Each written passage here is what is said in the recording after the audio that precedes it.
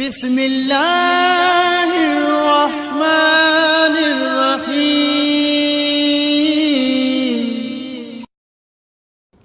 अऊज़ुबिल्लाहिस्समीउल अलीम मिनश्शैतानिर्रजीम।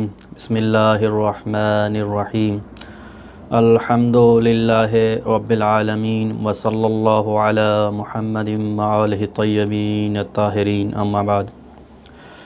मोमिनीन किराम, गुफ्तगू असांजी नहजुल बलागा जे मुतालिक़ हली रही आहे ऐं इन्ही सिलसिले जी 12वीं कड़ी खणी तव्हांजी ख़िदमत में हाज़िर थिया हूँ ऐं मजमूई तौर असांजी चौथों लेक्चर असांजो हूंदो जेको नहजुल बलागा ते एतिराज़ात ऐं उन्हनि जे जवाबात जे हवाले सां आहे। गुज़िश्ता 3 जेके नशिस्तूं गुज़रियूं आहिनि उन में असां नहजुल बलागा ते जेके एतिराज़ात कया विया उन्हनि खे ज़िक्र कयो ऐं उन्हनि जे जवाबात खे ज़िक्र करण जी कोशिशि कई।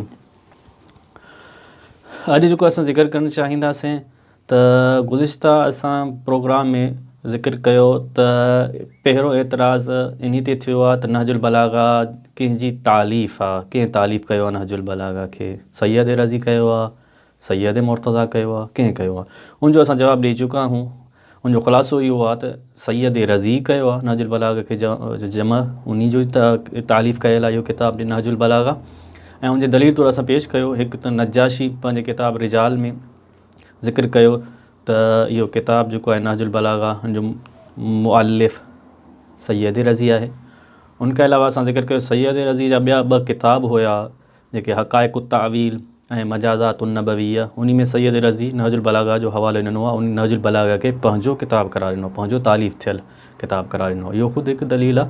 ऐं उनखां अलावा असां हिकु दलील इहो बि ज़िक्र कयो तमामु जेके शारहीन नहजुल बलागा जिन्हनि शरह कई आहे नहजुल बलागा जी उहे सभु मुतफ़िक़ आहिनि इन ते त नहजुल बलागा जो मुअल्लिफ़ सैयद रज़ी आहे।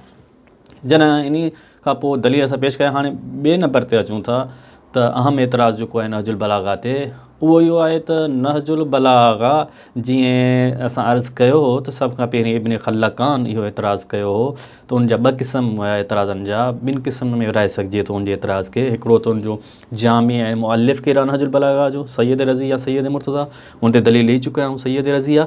ॿियो उनजो एतिराज़ जेको हुयो त उनजो इहो हो त क़द क़ील अन्नहु लैस मिन कलाम अली व इन्नमा अल्लज़ी जमअहु व नसबहु इलैहि हुव अल्लज़ी वज़अहु।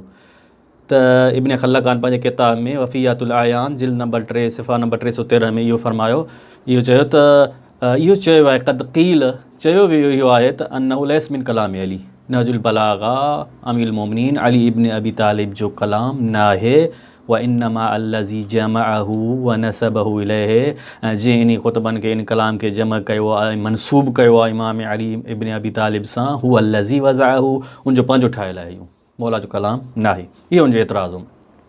अॼु असां इन एतिराज़ जो जवाबु ॾियण जी कोशिशि कंदासीं त छा वाक़िअन नहजुल बलागा मौला अमीरुल मोमिनीन जो कलाम आहे या जीअं इब्न खल्लकान चयो। इब्न खल्लकान खां पोइ मुख़्तलिफ़ असां ज़िक्र कयो त पहिरों शक शकूक ऐं शिबहात जो इज़हार जंहिं कयो पहिरों शख़्स इब्न खल्लकान हो। उनखां पोइ हिकु सिलसिलो शुरू थी वियो। सलाहुद्दीन सफ़दी अलवाफ़ी बिल वफ़ियात में इन एतिराज़ खे ज़िक्र कयो। अफ़ीयतुन याफ़ई पंहिंजे मरातुल जिनान में पंहिंजे किताब में ज़िक्र कयो। शम्सुद्दीन ज़हबी पंहिंजे 3 किताबनि में मीज़ानुल एतदाल में, तारीख़ इस्लाम में, सियर अअलामुन नुबला में इन खे ज़िक्र कयो। इब्न हजर अस्क़लानी लिसानुल मीज़ान में इन एतिराज़ खे ज़िक्र कयो। ऐं अहल बैत जी का फ़ज़ीलत ज़िक्र थिए ऐं ख़ासि तौरु अमीरुल मोमिनीन अली इब्न अबी तालिब जी का फ़ज़ीलत ज़िक्र थिए ऐं इब्न तैमिया ख़ामोश रहे, इहो नथो थी सघे। तंहिंजे करे इब्न तैमिया बि मिनहाजुस सुन्ना में नहजुल बलागा ते एतिराज़ कया ऐं कोशिशि कई त इनखे ठाहियलु करार ॾिने त इहो मौला अली जो कलाम न आहे। इब्न तैमिया बि ख़ामोश न रहिया। उनखां सवाइ मुआसिर उलमा में अगरि ॾिसिजे त जर्जी ज़ैदान, शौक़ी ज़ैफ़, अहमद अमीन फ़जलुल इस्लाम में, ऐं उनखां पोइ हींअर ताईं तव्हां ॾिसो था अॼु सोशल मीडिया में बि ॾिसो था त केतिरा अशख़ास अचनि था पिया ऐं ख़ासि तौर ते ख़ुतबा शकिया जे करे उन ते एतिराज़ कनि था ऐं या वरी उन जी आड़ में अहम हदफ़ ख़ुतबा शकिया आहे ऐं उन जे करे या त सॼे नहजुल बलागा जो इनकार था कनि त इहो अमीरुल मोमिनीन जो कलाम न आहे, या चवनि था त उनमें कुझु मिलियलु आहे, कुझु अमीरुल मोमिनीन जो आहे, कुझु अमीरुल मोमिनीन जो न आहे। ऐं ख़ासि तौर ते ख़ुतबा शकिया जो इनकार था कनि त ख़ुतबा शकिया अमीरुल मोमिनीन जो कलाम नथो थी सघे। इहे हिकु एतिराज़ात मजमूई तौरु कया विया।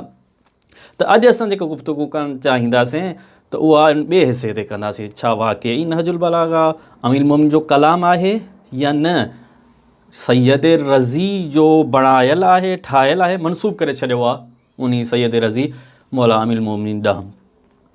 उनजे लाइ असां पहिरियां चवंदासीं ख़ुदि नहजुल बलागा खे अगरि तव्हां ॾिसो उन ते नज़र कयो त उहो ख़ुदि गवाही ॾिए थो त इहो कलाम जेको आहे उहो हिकु अली इब्न अबी तालिब अमीरुल मोमिनीन अली इब्न अबी तालिब अलैहिस्सलातु वस्सलाम जी शख़्सियत आहे, जेका उन जहिड़ी शख़्सियत ई इहा कलाम करे सघे थी, इन जहिड़ी गुफ़्तगू करे सघे थी, ॿिए कंहिंजे वस में ई न आहे। अगरि तव्हां ॾिसो नहजुल बलागा जी फ़साहत बलागत, उन में जेके उलूम समायल आहिनि, उन में जेके मतालिब बयानु कयल आहिनि, पहिरियों त इन जो इहो जवाबु आहे त बदीही आहे इहा ॻाल्हि, त ख़ुदि इहो कलाम गवाही थो ॾिए त इहो अमीरुल मोमिनीन खां सवाइ कंहिंजो नथो थी सघे, भई कंहिं इस्तिनाद जी ज़रूरत न आहे, कंहिं मसदर जी ज़रूरत न आहे, ख़ुदि इहो कलाम थो गवाही ॾिए त इहो कलाम कंहिंजो आहे, अमीरुल मोमिनीन अली इब्न अबी तालिब जो आहे।